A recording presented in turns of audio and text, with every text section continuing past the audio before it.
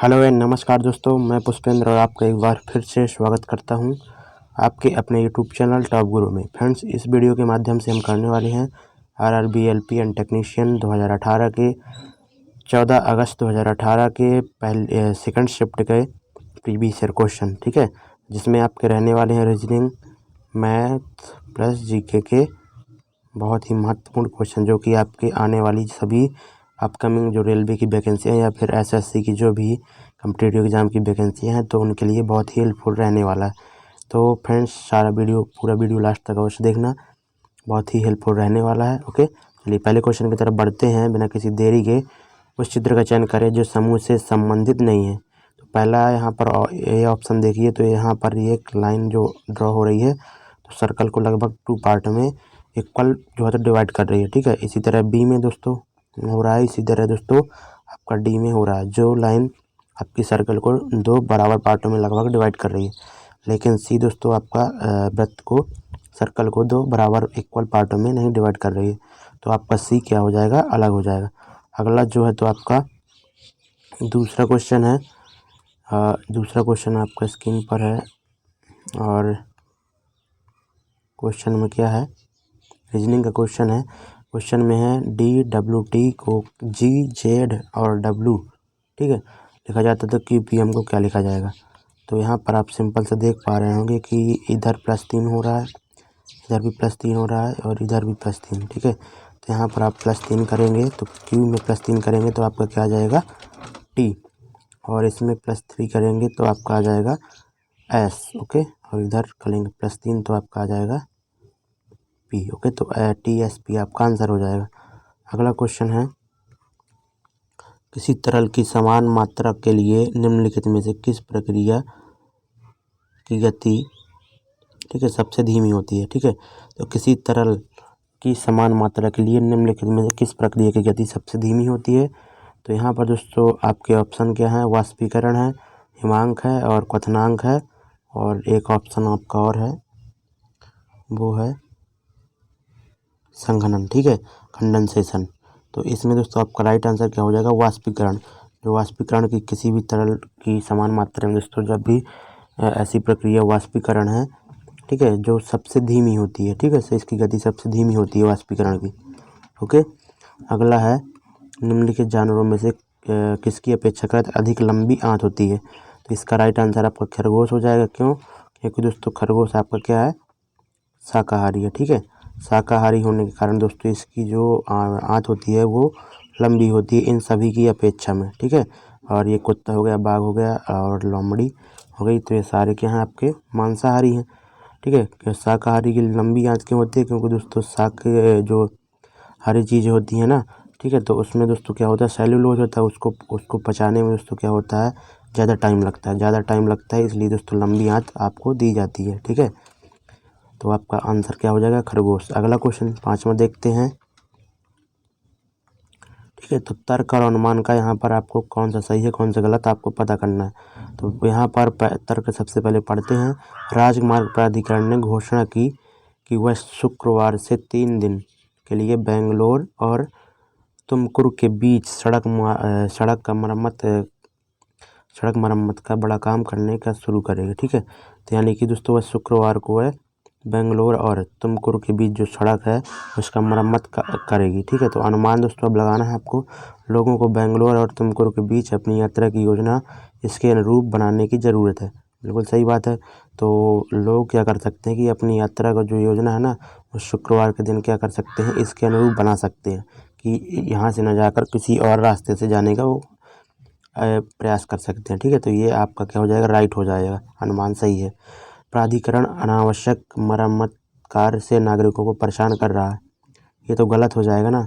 इसमें ये थोड़ी कह सकते हैं कि वो परेशान कर रहा है, ठीक है ना। तो ऐसे में तो कोई इंडिया में विकास होगा नहीं, क्योंकि कोई ना कोई तो परेशान होता ही रहता है। तो आपका पहला ही केवल अनुमान सही हो जाएगा, ठीक है। अगला क्वेश्चन यहाँ पर देखते हैं, खाली स्थान में आने वाले चित्र को चुनें, ओके।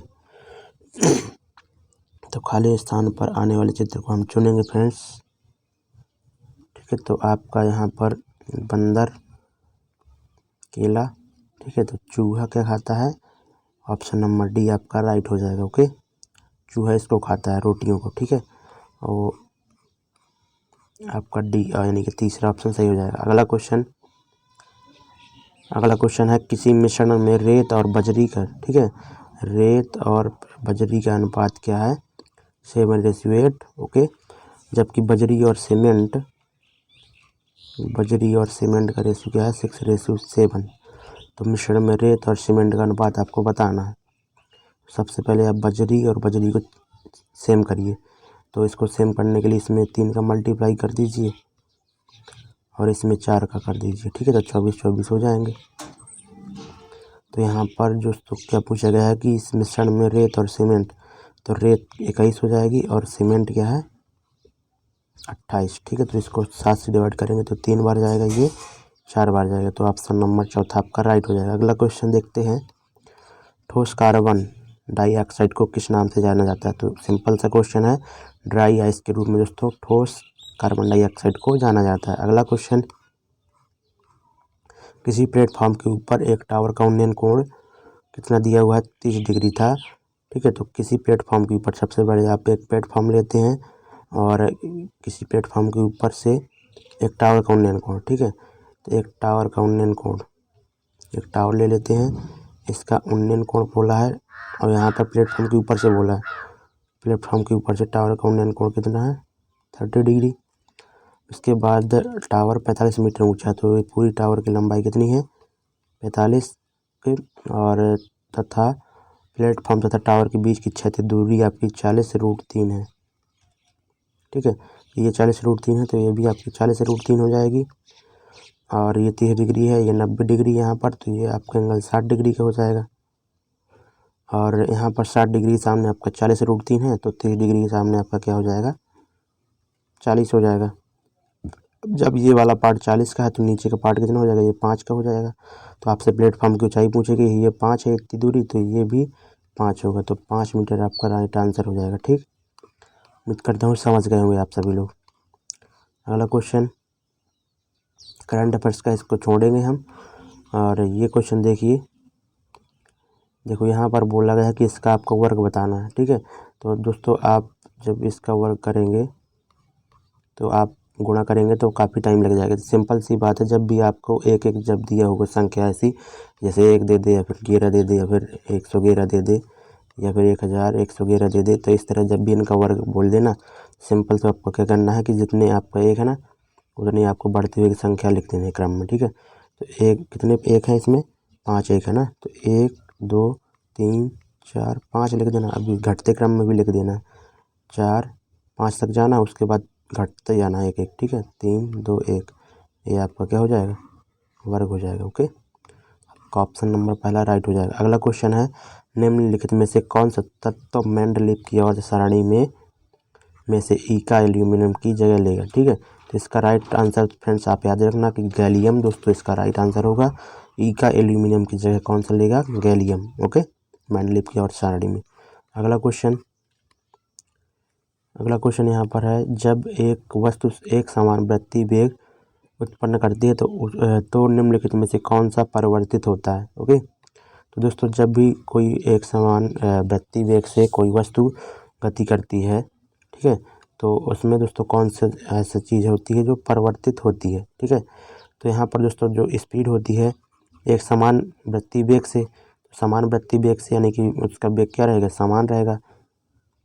वैसे यहाँ पर ऐसे जैसे गति कर रही है वो वस्तु, ठीक है, ऐसे गति कर रही है, तो समान वेग से तो गति तो सेम रहेगा, मोमेंटम भी सेम रहेगा, ठीक है, P बराबर m भी सेम रहेगा ना, मास और वेग ये तो सेम रहेगा। और चौथा ऑप्शन भी देख लेते हैं अपन, मास भी सेम रहेगा हमेशा, लेकिन जो डायरेक्शन होता है दोस्तों वो क्या होता है? चेंज होता रहता है, ठीक है। डायरेक्शन दोस्तों मान लो कि वस्तु इधर ऐसे जा रही है, ठीक है, लेकिन दोस्तों वस्तु क्या होती है? बाहर की तरफ वेग लगाती है, ठीक है। वस्तु जब भी यहाँ पर आएगी तो फिर भी बाहर की तरफ हो जाएगी, 90 डिग्री का एंगल बनता है इन दोनों के बीच में, ठीक है। अगला क्वेश्चन यहाँ पर देखते हैं, तो दिशा दोस्तों परिवर्तित रहती है, बाकी सब समान रहता है। अगला क्वेश्चन है, 8% साधारण वार्षिक ब्याज की दर पर कोई धनराशि 2.5 वर्षों में 300 हो जाती है, तो निवेशित धनराशि आपकी क्या होगी? तो इतनी हो जाती है, यानी कि अमाउंट दिया हुआ है और आपकी रेट है 8% और टाइम आपका 2.5 वर्ष। ठीक है, तो यहाँ पर सिंपल सा आप देखिए कितना परसेंट वह राशि बन रही। तो 8 दूनी 16 और उसका आधा 4 हो जाएगा 8 का, तो 20, यानी कि 120% आपकी राशि बन रही है, अमाउंट बन रहा है वो 300 के बराबर हो जाएगा। तो अब आपको यहाँ पर 100% की वैल्यू निकालना है, तो कैसे कर सकते हैं आप। ठीक है, तो आप यहाँ पर 100% की वैल्यू निकालेंगे, 300/120 ये कर दिया। ठीक है, इससे ये काट दिया। आप इसको डिवाइड करेंगे तो 12 दूनी 24, ठीक है, 6 बचा, 12 पंचे 60 और 1 0, 250 आपका आंसर आ जाएगा। अगला क्वेश्चन देखते हैं। अगला क्वेश्चन, रोशन की वर्तमान उम्र के 1.5 गुने से 3 वर्ष कम है। ठीक है, रोशन की वर्तमान उम्र उषा की उम्र के, रोशन है और एक उषा है। ठीक है, रोशन की वर्तमान उम्र, हम मान लेते हैं x। ठीक है, उषा की वर्तमान उम्र के 1.5 गुने से 3 वर्ष कम है। ठीक है, तो 1.5 गुने से यानी कि इसको हम क्या मान लें, इसको 2x ले लेते हैं। ठीक है, अब इसका जब 1.5 गुना लेंगे तो उषा की उम्र की, ओके, उषा की उम्र लेते हैं 2x। ठीक है, रोशन की वर्तमान उम्र उषा की उम्र के 1.5 गुने। ठीक है, तो रोशन की उम्र 3x हो जाएगी, 1.5 गुने से 3 वर्ष कम है, ये हो जाएगी। ठीक है, और आगे बोला कि 12 वर्ष पहले उषा की उम्र, तो 12 वर्ष पहले, ठीक है, तो 12 वर्ष पहले करेंगे तो 3x - 15 और यहाँ पर 2x - 12 हो जाएगा। पहले की उम्र रोशन की उम्र के आधे से 3 वर्ष ज़्यादा। बहुत लैंग्वेज घुमा रहा है। चलिए देखते हैं, शुरुआत से करते हैं। इसमें 2 समीकरण हम सिंपल से बनाते हैं, रोशन है और ये उषा है। ठीक है, और यहाँ पर बोला गया है आपसे कि रोशन की वर्तमान उम्र उषा की, ठीक है, वर्तमान उम्र के कितना है, 1.5 गुने से 3 वर्ष कम है। ठीक है ना, 1.5 गुने से 3 वर्ष कम है, ये मान लेते हैं x, इसको मान लेते हैं हम y। ओके, अब जो कहे वही हम करते जाना। तो ठीक है ना, तो x बराबर जब हम यहाँ पर लेंगे रोशन की उम्र उषा की उम्र की, ठीक है, तो उषा की उम्र की बोला गया है, तो रोशन की उषा की उम्र के, ठीक है, 1.5 गुने से कितना कम है, 3 वर्ष कम है। ये दोनों बराबर हो जाएंगे। ओके, तो यहाँ से हमारा समीकरण बन जाएगा एक, यहाँ पर 2y = 3x - 3। ओके, अब यहाँ पर 3x - 2y = 3 पहला समीकरण हो गया। अब दूसरा यहीं से लेते हैं, 12 वर्ष पहले उषा की उम्र। ठीक है, तो 12 वर्ष पहले उषा की उम्र y - 12 हो जाएगा, और यहाँ पर x - 12। ठीक है, उषा की उम्र रोशन की उम्र के आधे से 3 वर्ष ज़्यादा थी। ठीक है, तो ये हो गया। अब सॉल्व तो करना ही पड़ेगा भाई साहब, लेकिन इधर पर ध्यान देना, ये अच्छा आएगा इधर। ठीक है, ये ओके, तो इधर सॉल्व करेंगे तो x - 12 + 6 = 2y - 24। ठीक है, तो यहाँ पर देखते हैं x - 2y और इक्वल टू दोस्तों क्या होगा, यहाँ पर -6 हो जाएगा तो उधर चला जाएगा, +6 हो जाएगा तो यहाँ पर -18 बचेगा। ओके, अब आप चाहे तो इसको घटा दीजिए, तो 2y से 2y घट जाएंगे। ठीक है, तो घटा देने से ये हो जाएगा, 2y से 2y कट जाएगा और यहाँ पर बचेगा 2x = 24। ठीक है, तो यानी कि x बराबर आपका कितना हो जाएगा, 12। ठीक है, तो x की वैल्यू आपकी 12 आ गई, x की वैल्यू 12 आ गई। तो बोला गया है रोशन की वर्तमान उम्र, ठीक है ना। रोशन की वर्तमान उम्र,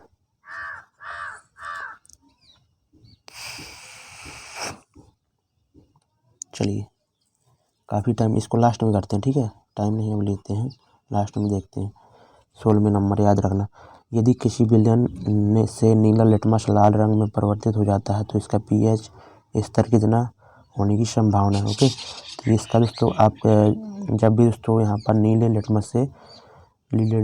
लिटमस लाल रंग में परिवर्तित हो जाता है तो दोस्तों विलयन कैसा होता है, वो अम्लीय होता है। ठीक है, अम्लीय होता है तो दोस्तों यहाँ पर जो पीएच वैल्यू होती है यहाँ पर 7 होती है, 8, 9, 10, ठीक है, इधर कम हो जाती 6, 5, 4, 3, 2, 1, ठीक है, ऐसी होती है। तो इधर से ये दोस्तों क्या होती है, अम्लीय होती है एसिड, और ये दोस्तों उदासीन होती है, ये बेस होता है।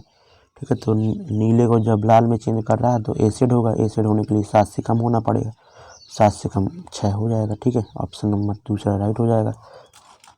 अगला क्वेश्चन देखते हैं,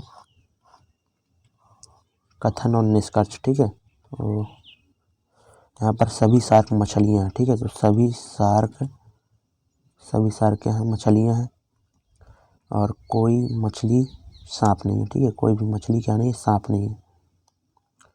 सभी शार्क यहाँ मछलियाँ हैं और कोई भी मछली क्या नहीं है, सांप नहीं है। ठीक है, सांप।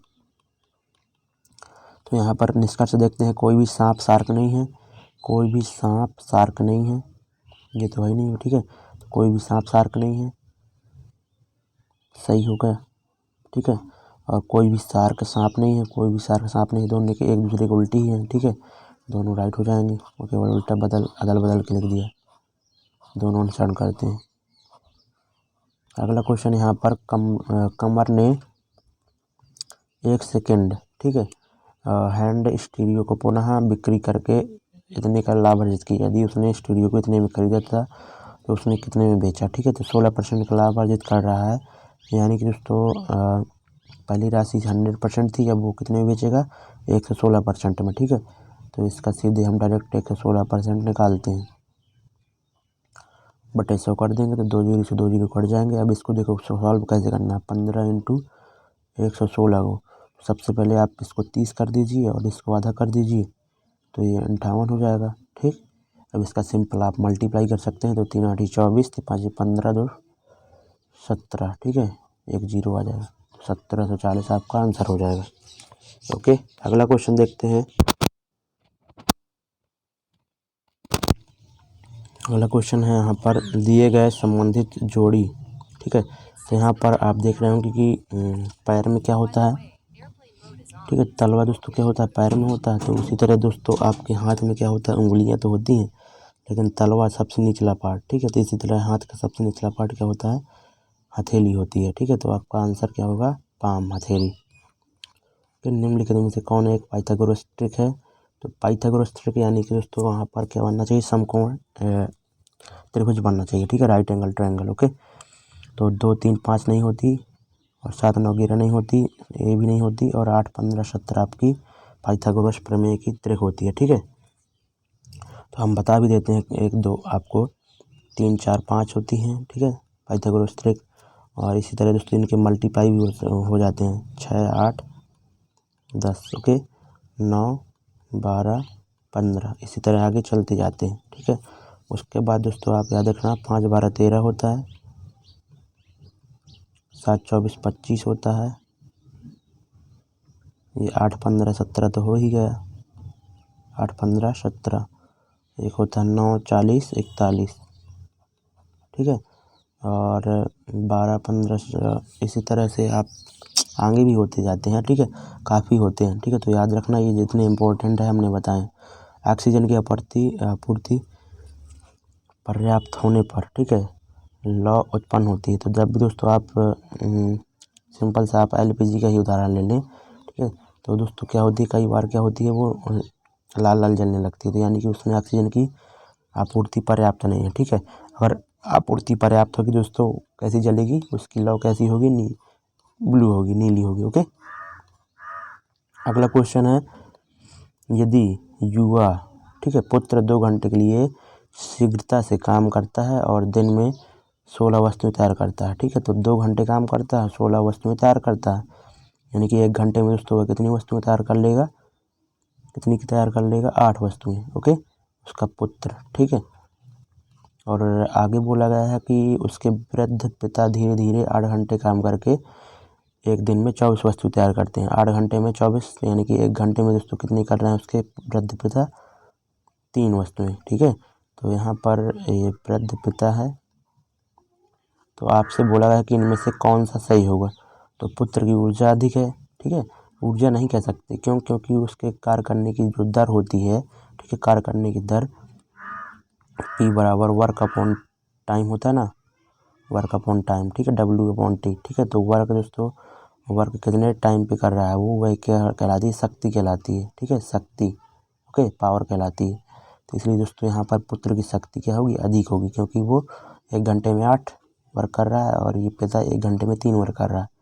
तो आपका केवल दूसरा ऑप्शन राइट हो जाएगा। ठीक है, और अगला यहाँ पर देखना है, देखो यहाँ पर दोस्तों उपयुक्त अनुक्रम के आधार पर, ये अनुक्रम आपको दिया गया है, इसके आधार पर निम्नलिखित पद चयन करें। ठीक है, यहाँ पर क्वेश्चन मार्क की जगह आपको बताना है। तो यहाँ पर आप देख रहे होंगे ADG। ओके, तो ADG यहाँ पर देख रहे हैं, A और D इधर है और G इधर है। सबसे सिंपल सा होता है इसमें, सब आपको गैप देखना है। ठीक है, कितने गैप के बाद जो हो तो अगला जो तो पद ले रहा है। तो 1 2 3 4 5, 5 के गैप के बाद D ले रहा है। ठीक है, और D के बाद 5 के गैप की होगा 1 2 3 4 5। देखो ये देखो, उसके बाद G ले रहा है। ठीक है, इसी तरह दोस्तों यहाँ पर आप इसको लिख देंगे +5 और प्लस बराबर और 2, 5 कह रहा हूँ, प्लस बराबर 2। तो यहाँ पर प्लस बराबर 2 भी होगा इसी तरह, 5 के गैप में 1 2 3 4 5 बराबर आ जाएगा, 1 2 3 4 5 2 आ जाएगा। ठीक है, तो ये तो दोस्तों सही हो गया अपन। ठीक है, तो इसी तरह दोस्तों आपको इसको देखना है, तो CEI। ठीक है, तो CEI में कैसा लॉजिक बन रहा है, 1 2 3 4, 4 के गैप के बाद है CE 1 2 3 4 CEI। ठीक है, CEI 1 2 3 4 1 2 3 4। ठीक है ना, तो CEI में दोस्तों आपका क्या हो रहा है, देखो यहाँ पर पहले CEI में 4, यहाँ पर 4 का गैप हो रहा है, 4 का गैप 1 2 3 1 2 3 4। ठीक है, उसके बाद 1 2 3 4 5 6, 6 का गैप हो रहा है, और 4 और 6 का गैप हो रहा है। ठीक है, 4 और 6 का। तो इसी तरह दोस्तों आप आगे भी करिए। ठीक है ना, प्लस। ठीक है, तो आपका यहाँ पर आंसर क्या हो जाएगा, ऑप्शन नंबर चौथा राइट हो जाएगा। ओके, तो इस तरह आप देख सकते हैं। अगला क्वेश्चन यहाँ पर 20 किलोग्राम भार की एक वस्तु को 2 मीटर की ऊंचाई तक उठाया जाता है, उस वस्तु पर गुरुत्वाकर्षण बल द्वारा किया गया कार्य क्या होगा।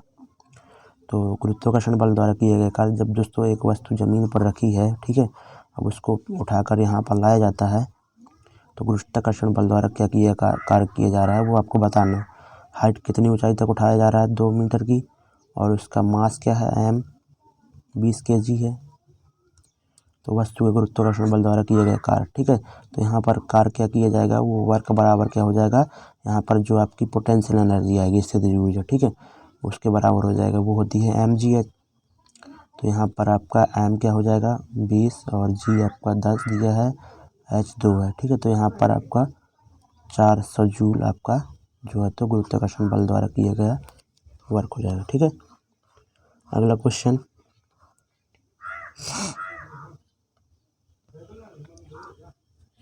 अगला क्वेश्चन है यहाँ पर 1 4 और यहाँ पर डॉलर, यहाँ पर ये सारा दिया हुआ है और क्या मान आपको पता करना। ठीक है, तो मान आप कैसे निकालेंगे, मतलब कि कथन यहाँ पर ये दिया हुआ है, इसका मान निकालना है। कौन कौन सा कथन इसके लिए हेल्पफुल रहेगा वो आपको बताना। तो आप यहाँ पर देख रहे होंगे कि डॉलर का तात्पर्य ये है। ठीक है, तो यहाँ पर 14, डॉलर का तात्पर्य माइनस है, स्टार का तात्पर्य आपका प्लस है, तो 20 और प्लस 8, और यहाँ पर @ का तात्पर्य आपका डिवाइड है। ठीक है, तो यहाँ से आप क्या कर सकते हैं, यहाँ पर इसका मान फाइंड कर सकते हैं। तो आपका ये कथन तो राइट हो जाएगा, मतलब कि इससे निकाल सकते हैं।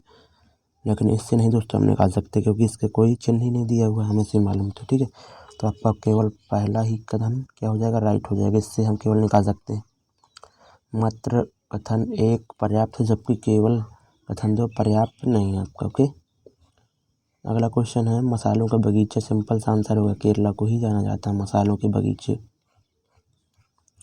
ठीक है, अगला क्वेश्चन करंट अफेयर्स का, इसको छोड़ेंगे।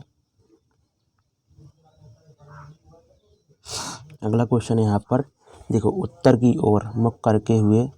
ठीक है, तो उत्तर की ओर मुख करते हुए ऐश्वर्या घड़ी की सुई की दिशा में कितनी 45 डिग्री मुड़ती है। तो घड़ी की सुई की दिशा में 45 डिग्री मुड़ती है ये। ठीक है, ठीक है, यहाँ पर आ जाएगी उसका चेहरा, और फिर घड़ी की सुई की विपरीत दिशा में 135 डिग्री। तो घड़ी की विपरीत दिशा में इस तरफ जाएगी, तो 45 तो यहाँ तक हो गया, और अब उसको 90 और मोड़ना है, तो इधर आ जाएगा वो। ठीक है, उसके बाद बोलेगा पुनः घड़ी की सुई की दिशा में कितनी 180 डिग्री मुड़ती है। तो घड़ी की सुई की दिशा में कितनी मुड़ेगी वो 180 डिग्री। तो ऐसे जाएगी घूम के, तो इधर आ जाएगी। ठीक है, 180 डिग्री में सीधे। अभी वह किस दिशा की ओर देखते हुए घड़ी खड़ी हुई है। ठीक है, किस दिशा की ओर देख रही है वो, पूर्व की तरफ, ईस्ट की साइड। ठीक है, अगला क्वेश्चन 30वां देख रहे हैं अपन। 30वां क्वेश्चन है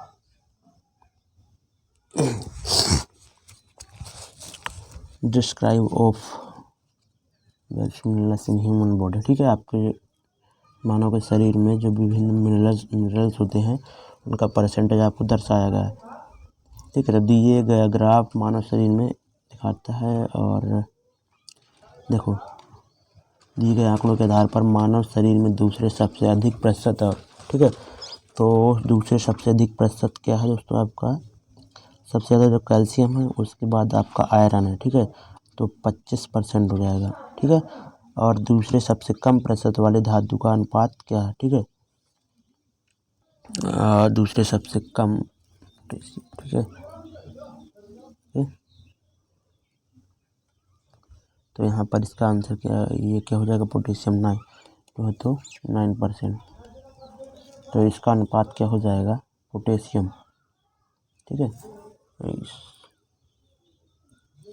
लेकिन पोटेशियम आपकी धातु नहीं है। ठीक है ना, तो यही एक लॉजिक है इसमें, धातु बोला गया तो दूसरा सबसे कम। ठीक है, तो मैग्नीशियम हो जाएगा, नहीं होगा।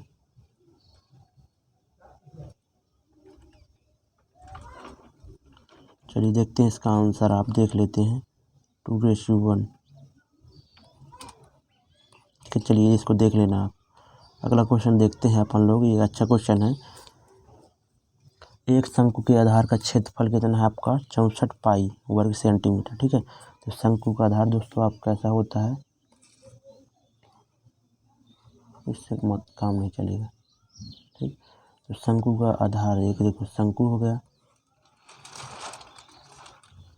ठीक है, इसके आधार का क्षेत्रफल दिया हुआ 64 पाई, यानी कि इसका आधार क्या होता है, सर्कुलर होता है, तो पाई आर स्क्वायर होता है। तो ये 64 पाई हो गया, तो यहाँ से आपका आर की वैल्यू क्या आ जाएगी, 8 आ जाएगी, और ये 8 आ गई। और उसकी दोस्तों तिरछी ऊंचाई कितनी दी हुई है, 17। तो यहाँ पर दोस्तों क्या लग जाएगा, ट्रिपलेट 8, 15, 17 अभी पढ़ के आए हैं आप। ठीक है, 8, 15, 17, तो हाइट उसकी हो जाएगी 15। आपको बोला गया है कि इस शंकु को आधे मतलब गोलार्ध में, ठीक है, अर्ध गोले में चेंज किया जाता है, तो गोले की त्रिज्या क्या होगी। तो ये दोस्तों सबसे आयतन ट्रांसफ़र कर रहे हैं, तो 1/3 पाई कितना हो जाएगा, पाई आर स्क्वायर, यानी कि 64, और हाइट भी हो जाएगी 15, इक्वल टू क्या हो जाएगा, 2/3 पाई आर क्यूब। ओके, तो यहाँ से दोस्तों आप इसको इससे काट दीजिए, पाई को पाई से काट दीजिए, और 2 को इससे काट दीजिए, तो ये 32 हो जाएगा। तो 32 यहाँ पर जब आप इसका क्यूब लेंगे, ठीक है ना, तो इस यहाँ पर आंसर आपका क्या होने वाला है, ये। ओके, तो आपका ऑप्शन नंबर दूसरा राइट हो जाएगा। ठीक है ना, अगला क्वेश्चन देखते हैं 32वां। निम्नलिखित में से कौन सा उपकरण रासायनिक ऊर्जा को विद्युत ऊर्जा में परिवर्तित करता है। तो जो विद्युत सेल होता है आपका फ्रेंड्स, वह रासायनिक ऊर्जा को विद्युत ऊर्जा में चेंज करता है। ठीक है, और जो विद्युत हीटर होता है वो क्या करता है, वो दोस्तों आपकी विद्युत ऊर्जा को ऊष्मीय ऊर्जा में चेंज करता है। और हेयर ड्रायर ये दोस्तों ये भी ऊष्मीय ऊर्जा में चेंज करता है विद्युत ऊर्जा को। विद्युत पंखा जो होता है आपका विद्युत ऊर्जा को वो करता है यांत्रिक ऊर्जा में। ठीक है, अगला क्वेश्चन देखते हैं। किसी ऊंचे टावर से 20 मीटर दूर एक इमारत के आधार का उन्नयन कोण। ठीक है, तो किसी ऊंचे टावर से 30 मीटर की दूरी, ठीक, कोई ऊंचा टावर लेते हैं, उससे 30 मीटर की दूरी पर है एक इमारत के आधार। ठीक है, तो एक इमारत ले लेते हैं। एक इमारत के आधार का अवनमन कोण कितना दिया हुआ है आपका 30 डिग्री। ठीक है, अवनमन कोण यहाँ पर बनता है, लेकिन ये एंगल अगर 30 का होगा तो ये भी 30 का हो जाएगा, जेड बन रहा है ना। ओके, तो टावर की ऊंचाई आपको बताना है ये चीज़। अब ये एंगल आपका 30 का है, तो ये कितना हो जाएगा आपका, ये 60 डिग्री। ठीक है, तो 60 के सामने अगर दोस्तों 30 है तो 30 डिग्री के सामने क्या हो जाएगा। देखो हमने आपको कई बार बताया है कि जब भी समकोण त्रिभुज हो और उसमें एक एंगल तो 90 का होगा ही, और 30 और 60 डिग्री के एंगल बन रहे हो, तो वहाँ पर अनुपात क्या हो जाता है, 30 के सामने 1 हो जाता है, 60 के सामने √3 और 90 डिग्री के सामने 2। तो 60 डिग्री के सामने अगर 30 है तो ये √3 बराबर आपका 30 हो जाएगा। तो एक रेशियो की वैल्यू क्या आ जाएगी, 30/√3। ठीक है, तो 30 के सामने ही तो दोस्तों वो पूरा क्या है आपका टावर है, तो वो दोस्तों क्या हो जाएगा 30√3, 30/√3।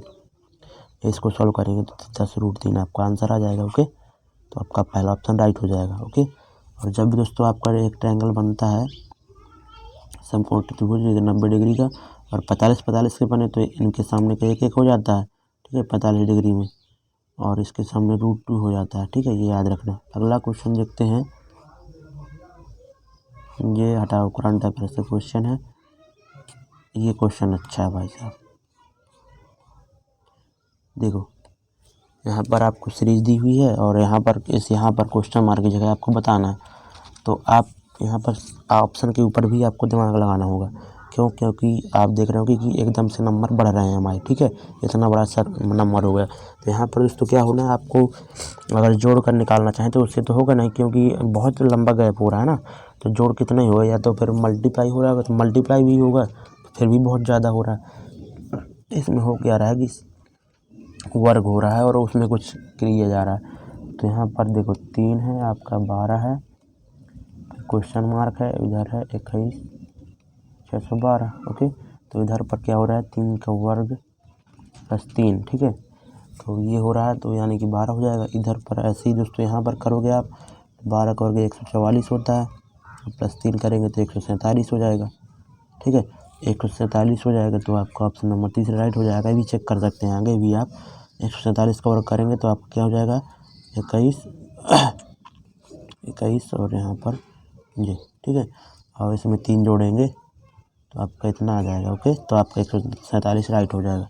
अगला क्वेश्चन यहाँ पर, ये तो बहुत सिंपल होते हैं कोडिंग डिकोडिंग के। ठीक है, इसमें +3 कर रहा है और इसमें +3 और इसमें भी +3 और इसमें E से F, इसमें +1 कर रहा है। ठीक है, चौथे में +1, तो इसमें +3 करेंगे तो F आ जाएगा आपका, और इधर +3 करेंगे तो L आ जाएगा, इधर +3 करेंगे तो W आ जाएगा, इधर करेंगे +1 Z आ जाएगा, FLWZ। ऑप्शन नंबर पहले में दिया है। संवेग की इकाई, ठीक है, संवेग यानी कि P = mv होता है। ठीक है, मोमेंटम, ठीक है, मास इंटू वेलोसिटी। ओके, तो मास के क्या हो जाएगा दोस्तों, किलोग्राम हो जाएगा ऐसा यूनिट।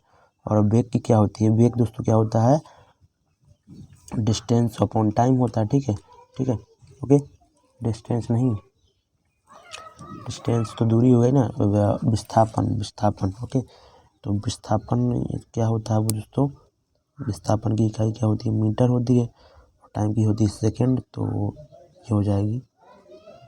तो इसको दोस्तों कैसे लिख सकते हैं हम, किलोग्राम मीटर पर सेकेंड। ये सेकेंड ऊपर जाएगा तो माइनस का आ जाएगा। ओके, स्क्वायर में हाथ में। सूत्रीय विभाजन के चरण का नाम बताइए जिसके दौरान विभाजित सेल के गुणसूत्र मध्य रेखा में पर स्थित होते हैं। ठीक है, तो उसका आंसर क्या हो जाएगा, मेटाफेज। ओके, तो इसका सूत्रीय विभाजन के चरण का नाम बताएं जिसके दौरान विभाजित सेल गुणसूत्र मध्य रेखा पर स्थित होते हैं। तो मेटाफेज आपका आंसर हो जाएगा। ठीक है, अगला क्वेश्चन देखते हैं। अगला क्वेश्चन यहाँ पर पहली 100 प्राकृतिक संख्याओं का औसत बताना है आपको। ठीक है, तो पहली 100 प्राकृतिक संख्याओं का योग बताना है। तो 1 2 3 इसी तरह से जाएंगे तो आप 100 तक जाएंगे। ठीक है, 1 से लेकर अनंत तक होती है, तो 1 से शुरू करके आपको 100 तक जाना है। यहाँ पर इसका औसत निकालेंगे तो पहली और अंतिम का औसत निकाल सकते हैं, क्योंकि लगातार बोला गया। ठीक है, यहाँ पर कोई भी गैप वैप का नहीं है सिस्टम। तो यहाँ पर कितना हो जाएगा आपका 50.5। ठीक है, यहाँ पर क्या किया हमने 101/2 कर दिया पहली और अंतिम पद का योग अब /2 औसत निकालने के लिए। ठीक है, ऐसे कर सकते हैं आप। अगला क्वेश्चन है, देखो अगला क्वेश्चन है राघव द्वारा 12 परीक्षाओं में प्राप्त औसत अंक कितने हैं? 124। यानी कि राघव ने दोस्तों कितने अंक टोटल प्राप्त किए निकाल लेते हैं। तो 12 चौके 48 और 12 दूनी 24, 4 28। ठीक है, 284। जुबेदा ने अब तक 23 औसत अंक प्राप्त किए, लेकिन उसने केवल 9 परीक्षाओं दी। तो 9 परीक्षाओं में दोस्तों जुबेद ने कितने अंक प्राप्त कर लेगा? वो 9 3 27। ठीक है, 9 3 27 और 9 दूनी 18, 2 20 यानी कि 207। बोला गया है कि यदि प्रत्येक परीक्षा में 30 में से अंक दिए जाते हैं कि अधिकतम दोस्तों मार्क परीक्षा के कितने हैं? प्रत्येक परीक्षा के 30। तो जुबेदा को शेष 3 परीक्षाओं से किसी एक में से कम कितने अंक जरूर प्राप्त करने होंगे, ताकि वह राघव के प्रदर्शन का मुकाबला करने का मौका पा सके। ठीक है, यानी कि इसके बराबर अंक प्राप्त करना है और उसके पास अभी 3 एग्ज़ाम है 30 अंक के, और उसको बताना है आपको कि कम से कम एक परीक्षा में उसको कम से कम कितने अंक प्राप्त करने होंगे, ताकि वह इसका मुकाबला कर सके। सबसे पहले आपको पता करना होगा कि ये कितना पीछे है अभी। तो इसमें ये घटा दीजिए तो इधर 7 आ जाएगा आपका, और इधर से आपका कितना आ जाएगा 7। ठीक है, 70 हो गया। तो यहाँ पर मल्टीप्लाई करने में हमने कहीं गड़बड़ की है। 9 3 27 और 9 दूनी 18, 2 20। ठीक है, और 12 चौक 48, 8 आएगा ना। ठीक है, इधर पर आपका क्या आ जाएगा 1 आ जाएगा, इधर 81 आ जाएगा। तो यानी कि जुबेद को अभी 81 अंक चाहिए। अब कम से कम बोला गया कि कितने अंक प्राप्त करने हैं, तो कम से कम प्राप्त करने होंगे। यानी कि दोस्तों 3 परीक्षाएं उसकी बची हैं और एक में कम से कम अंक प्राप्त करने हैं, यानी कि जो अन्य 2 परीक्षाएं होंगी इसको अधिकतम अंक प्राप्त करने होंगे। अधिकतम अंक प्राप्त कितने? 30 दूनी 60। ठीक है, तो 60 घटा देंगे इसमें, तो 21 अंक जो है तो उसको एक परीक्षा में मिनिमम प्राप्ति करने होंगे। ठीक है, अगला क्वेश्चन देखते हैं। आधुनिक और सारणी में कौन से 2 आवर्तों में 8 तत्व मौजूद हैं? ठीक है, तो इसका राइट आंसर क्या हो जाएगा आपका 2 और 3 जो आवर्त होते हैं, आवर्त ये वाले। ठीक है, जो लेटे हुए होते हैं। ठीक है, ये आवर्त होते हैं, और ये क्या होते हैं? समूह हो जाते हैं। ठीक है, ये इस तरह खड़े वाले।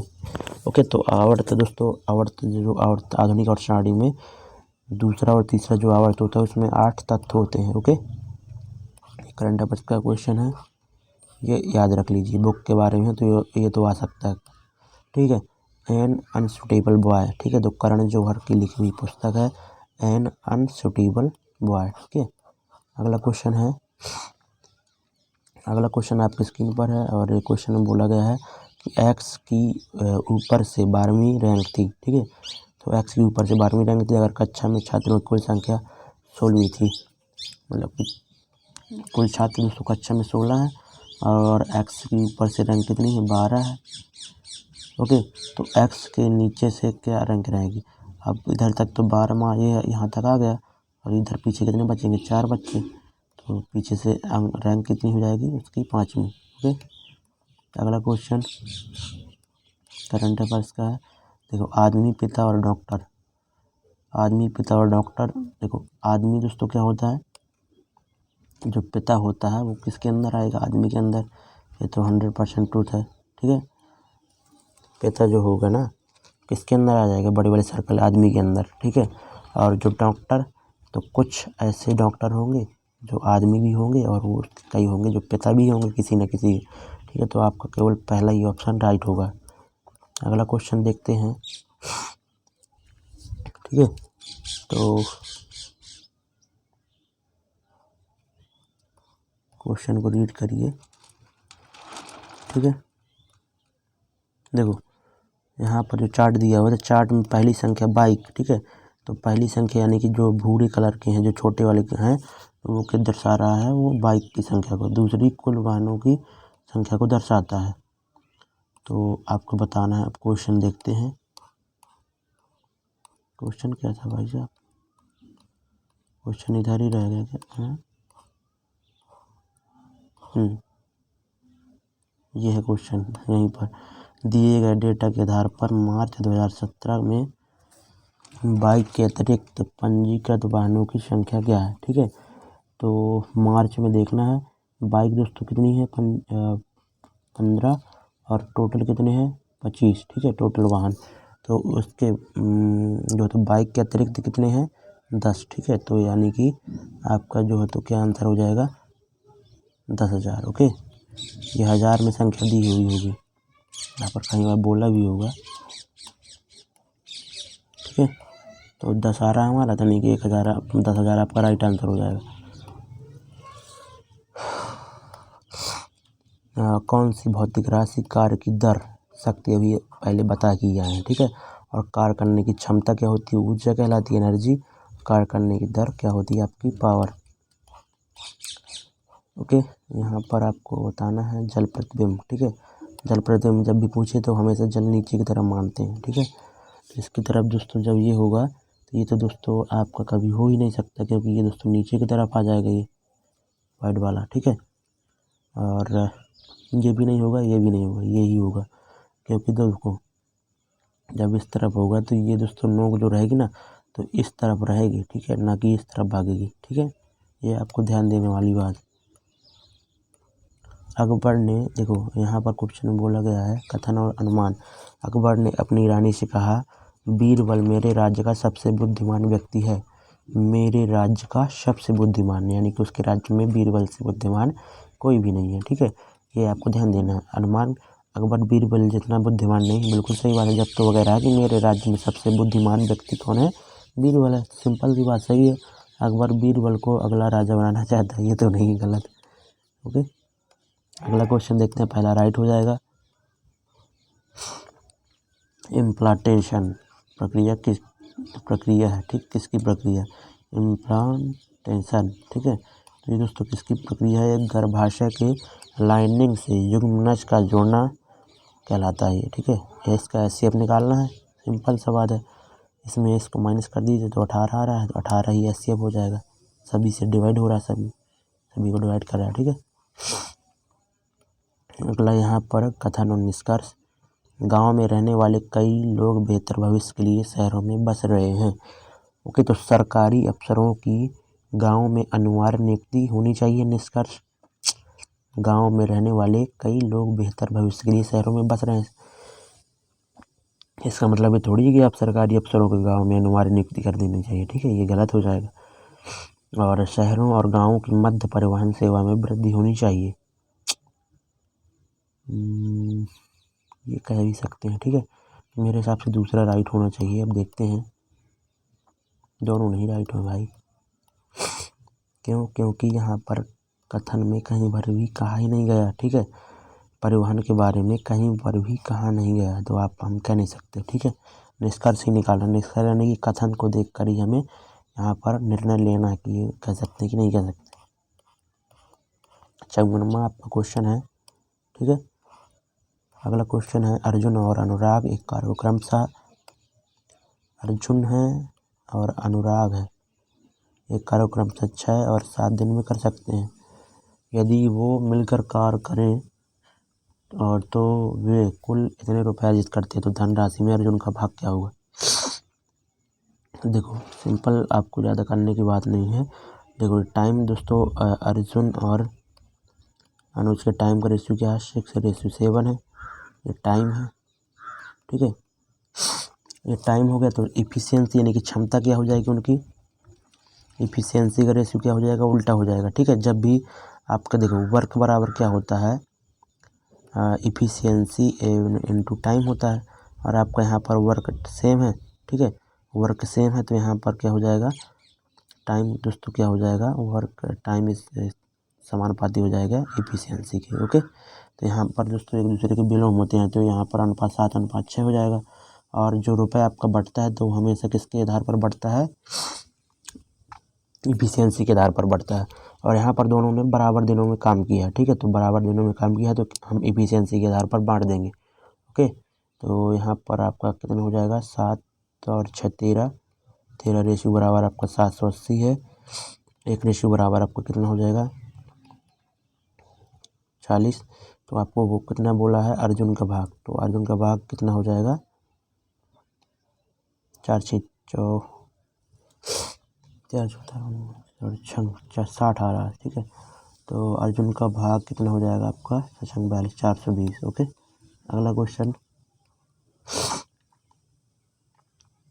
क्वेश्चन यहाँ पर देखिए, यहाँ पर आपका y 25 है, w 23 है, ठीक है, यहाँ पर 21 है, ये s 19। तो आप देख रहे हो कि -2 -2 -2 और -2 17, q 17 आपका आंसर हो जाएगा। ओके, अगला क्वेश्चन देखते हैं।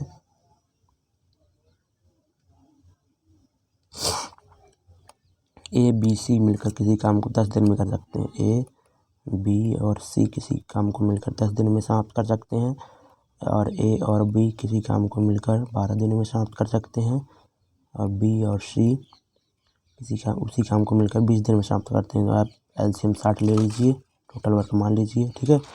तो इधर इफिशियंसी 6 आ जाएगी, इधर आ जाएगी 5 और इधर आ जाएगी आपकी 3। ओके, तो ए बी सी की कितनी आ रही है, 6 आ रही है, लेकिन जब इन दोनों को ऐड करेंगे तो आपकी क्या हो जाएगी, ए प्लस 2b प्लस सी की इफिशियंसी कितनी हो जाएगी, 8, और ए बी सी की आपकी कितनी है, 6।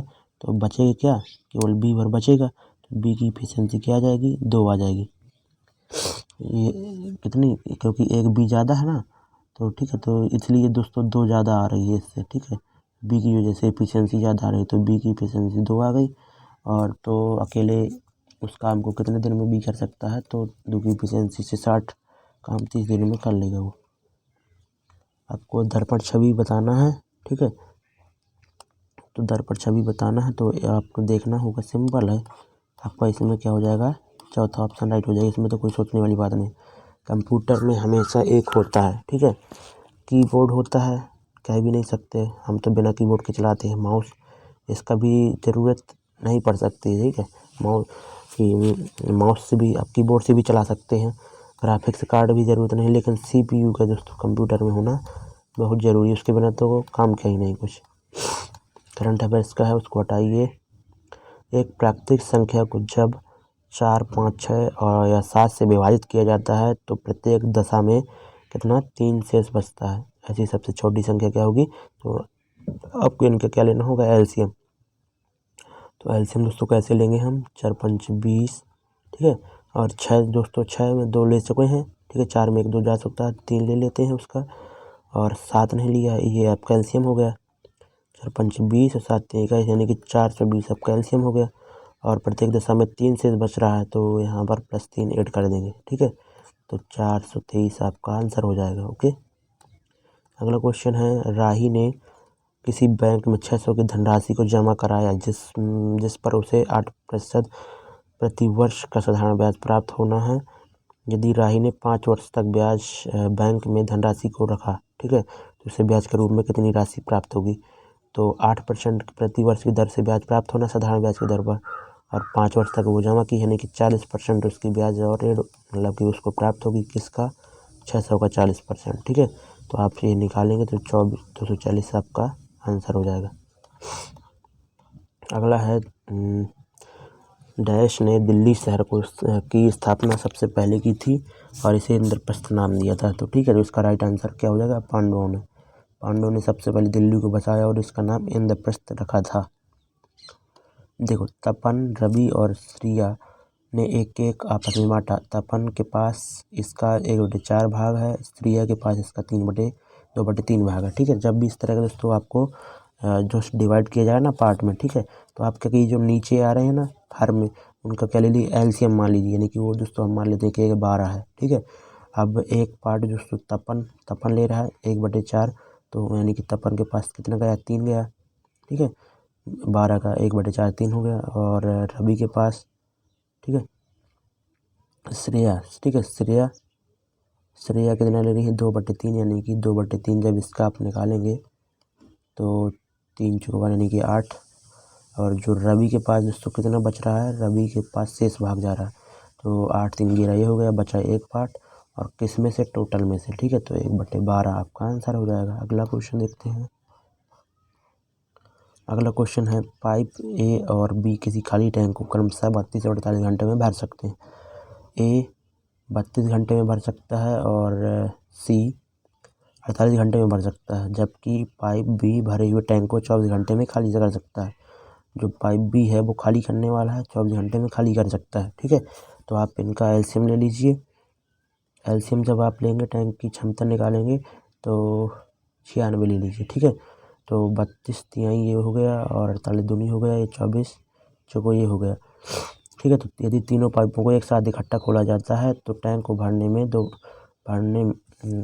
टैंक को 2/3 भरने में कितना घंटे लगेगा, ठीक है। तो 2/3 भाग भरना है हमें, तो 2/3 भाग भरना है, यानी कि इसका 2/3 कितना हो जाएगा 64, ठीक है। और देखो तीनों पाइप एक साथ खोले जा रहे हैं तो ये भरने वाले हैं और ये बी माइनस खाली करने वाला है, तो एक साथ खोले जाएंगे तो ये 5 हो जाएगा, 5 में 4 चला जाएगा तो एक की इफिशियंसी यानी कि भरेगा, ठीक है। तो 64 घंटे लगेंगे उनको भरने में, ओके। अगला क्वेश्चन देखते हैं, रिक्त स्थान में सबसे उपयुक्त विकल्प भरें, ठीक है। तो 18 वोल्ट इक्वल टू डैश जो है, तो यहाँ पर मल्टीप्लाई 3 ओम है, ठीक है। तो यहाँ पर सबसे पहले क्या होता है, V बराबर क्या होता है आपका IR होता है ओम के नियम से, ठीक है। तो यहाँ पर वोल्टेज आपका 18 है और I आपको निकालना है, आपको ओम कितना दिया हुआ है 3, तो I बराबर क्या हो जाएगा आपका 6 एम्पियर, ओके, एम्पियर। अगला क्वेश्चन देखते हैं, राम के पिता की उम्र, ठीक है। राम के पिता की उम्र राम के उम्र की दोगुनी है, ठीक है। राम और राम के पिता, ठीक है, फादर लिख देते हैं। राम के पिता की उम्र राम की उम्र की कितनी है, दोगुनी। ये 1 है तो ये 2 है, ठीक है। और 8 वर्ष पहले की बात हुई है। यहाँ पर कितनी थी, 2.5 गुनी, यानी कि अगर ये 2 थी तो 5, ठीक है। तो लड़ाई कंसेप्ट से करेंगे इसको, इधर 5 हो जाएगा, इधर 4, यानी कि 1 रेशियो बराबर आपको कितना हो जाएगा 8 45, 8 दूनी 16, ठीक है। तो 34। तो आपसे क्या पूछा गया है कि राम की वर्तमान उम्र, ठीक है, ये 24 आएगा इधर, ठीक है। 40 में सब 16 जाएगा। कैसे किया हमने, इस तरह 8 45 और माइनस क्या हो जाएगा 8 दूनी 16, ठीक है। तो ये 1 रेशियो बराबर 24 आया। तो राम की वर्तमान उम्र 1 रेशियो है 24, ये आपका राइट आंसर हो जाएगा।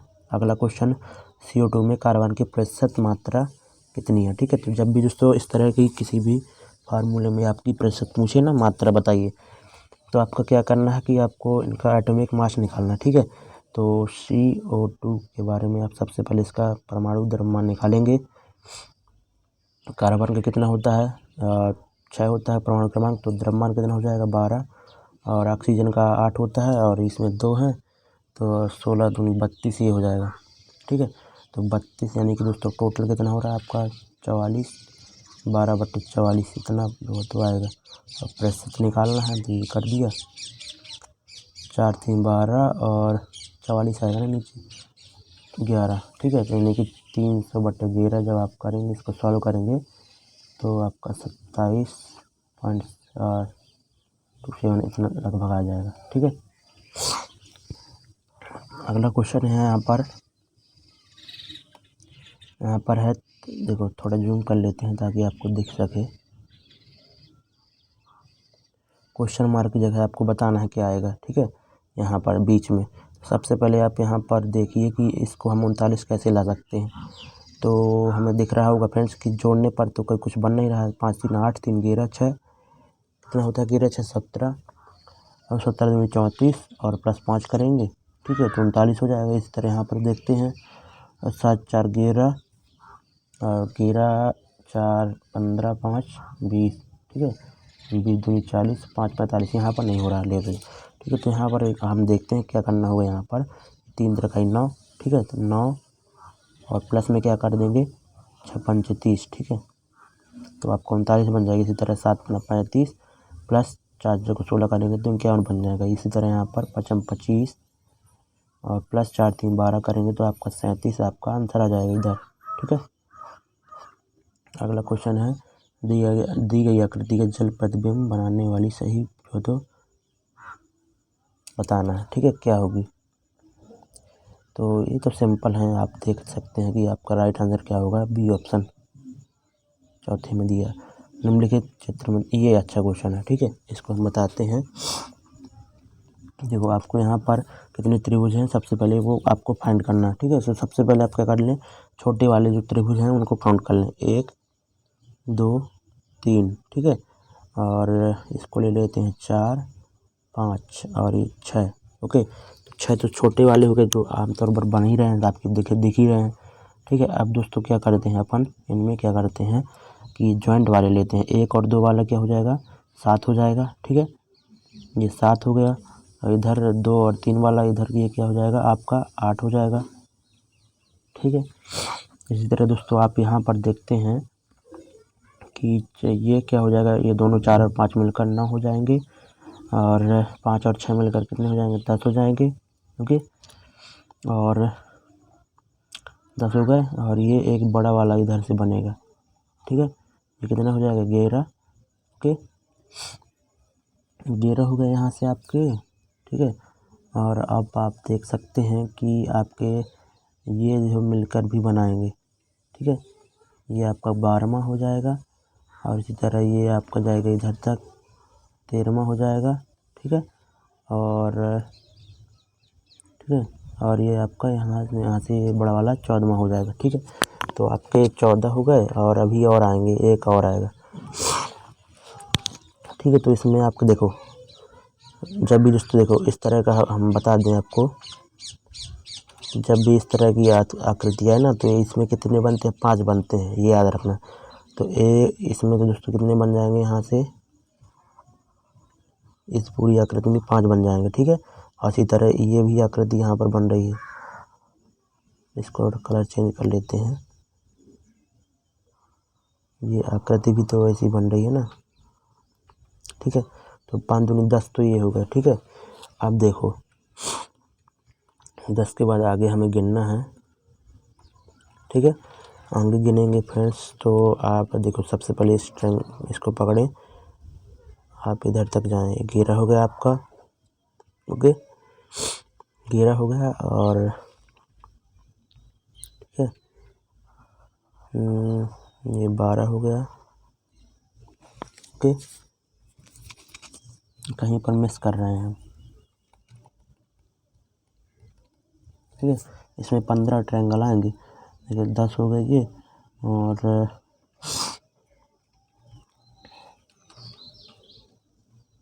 ओके ओके ओके ओके देखो 10 तो ये हो गए थे, ओके। और ये ठीक है, ये 11 हो जाएगा, ये वाला नहीं गिन रहे थे हम। और ये पूरे बड़ा वाला ये 12 हो जाएगा, ठीक है। और आपका ये 13 हो जाएगा ये वाला, और ये वाला आपका 14 हो जाएगा, और एक ये बड़ा वाला आपका 15 हो जाएगा। तो 15 ट्रायंगल इसमें बनेंगे, ठीक है। अच्छे से गिन लेना आप लोग भी। इसका प्रॉब्लम फिगर करना है तो इसमें सिंपल सा जो है तो वाटर इमेज निकालना है इसका, तो आपका ऑप्शन नंबर दूसरा राइट हो जाएगा। इसको हटाइए, करंट अफेयर्स का है। अधातु ऑक्साइड आमतौर पर होते हैं, ठीक है। जो अधातु ऑक्साइड जो होते हैं, जैसे दोस्तों क्या हो गया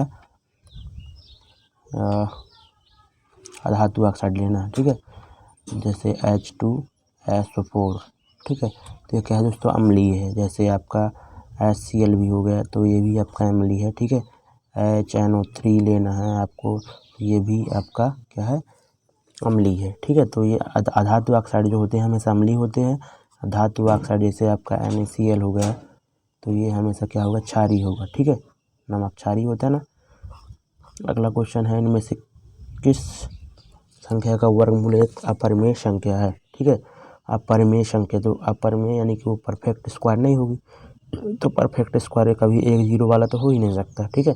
जैसे कि आप 10 का कभी परफेक्ट स्क्वायर नहीं ले सकते क्योंकि एक जीरो है। यहीं पर अगर पीछे 2 जीरो होते तो हो जाएगा, ठीक है। यहीं पर अगर 3 जीरो होते तो ये नहीं होगा, 4 जीरो होते तो हो जाएगा परफेक्ट स्क्वायर। तो एक जीरो तो होगा, तो कभी तो हो ही नहीं सकता। तो आपको केवल यही सही हो जाएगा, डायरेक्ट कर सकते हैं, ज़्यादा दिमाग नहीं लगाना। हाइड्रा प्रजनन करता है किसके द्वारा? मुकुलन के द्वारा, ठीक है। हाइड्रा जो होता है वो उसका रिप्रोडक्टिव सिस्टम कैसे करता है? वो बर्डन के द्वारा, ठीक है। तो उम्मीद करता हूँ दोस्तों सारे क्वेश्चन आपने अच्छे से किए होंगे। और अगला जो आपका जो है तो 16वां क्वेश्चन बचा था ना, उसको थोड़ा देख लेते हैं। 16वां क्वेश्चन देखते हैं, क्यों नहीं हो पा रहा था उस टाइम पे, ठीक है।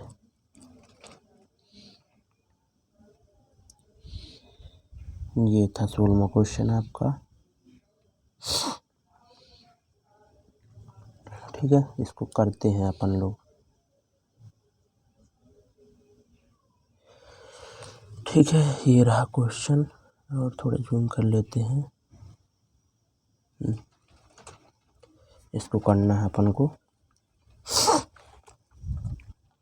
देखो यहाँ पर सबसे पहले आपकी रोशन की वर्तमान उम्र उषा की वर्तमान उम्र के इतने से इतने कम है, ठीक है।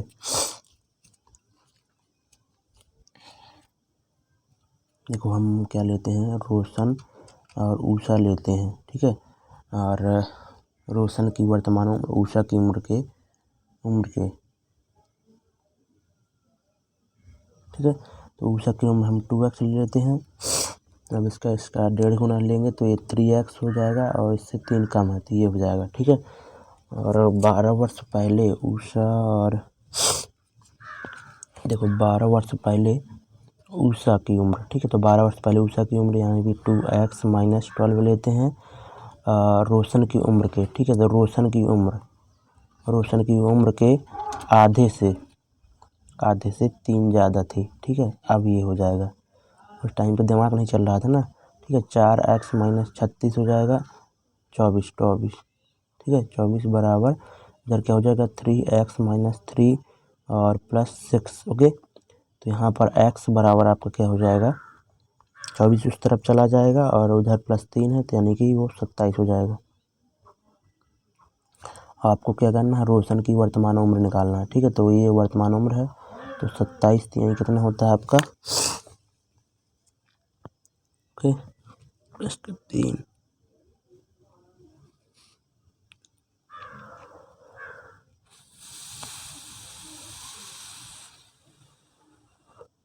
अभी भी नहीं आ रहा, रोशन की वर्तमान उम्र बताना है।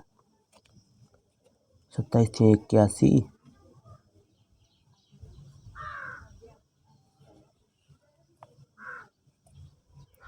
कुछ ना कुछ तो गड़बड़ है इस क्वेश्चन में। देखते हैं बच्चे ने क्या दिया है ऑप्शन, इसने किया ही नहीं है, ठीक है। इस क्वेश्चन को बाद में करेंगे हम, शॉर्ट वीडियो उसका बना के ला रहे हैं अभी, ठीक है। स्क्रीनशॉट हम ले लेते हैं, बाद में देखेंगे इसको, ठीक है। चलिए तो दोस्तों सेशन अच्छा लगा तो लाइक ज़रूर कर दें, धन्यवाद।